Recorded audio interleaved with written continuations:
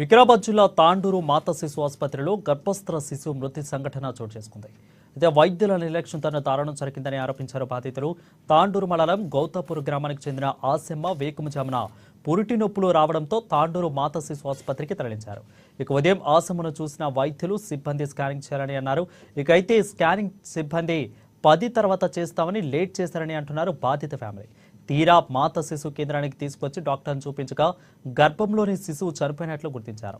ఇకైతే సకాలంలో వైద్యం అందితే శిశువు బతికేదని అంటున్నారు బాధిత ఫ్యామిలీ. ఇక మరిప్పుడు డాక్టర్లు మాత్రం తమ తప్పేం లేదని చెప్తున్నారు. ఇక వారం రోజుల నుంచి 4 సార్లు దిగిన సార్ దిగితే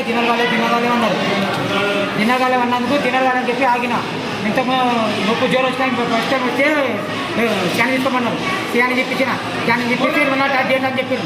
నా డేట్ చెప్పితే మధ్యలో మళ్ళీ నొప్పులు వచ్చినాయి. మళ్ళీ వచ్చిందని మళ్ళీ తీసుకొచ్చిన.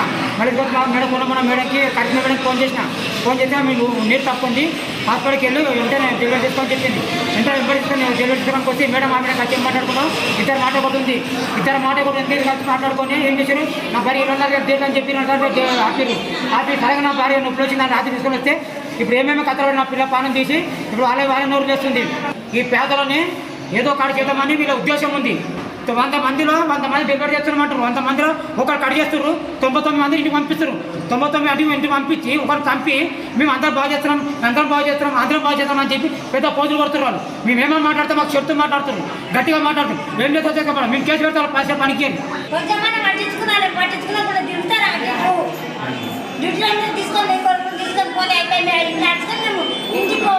అయితే స్కానింగ్ చేయలేరు, బయట తీసుకోవాలి.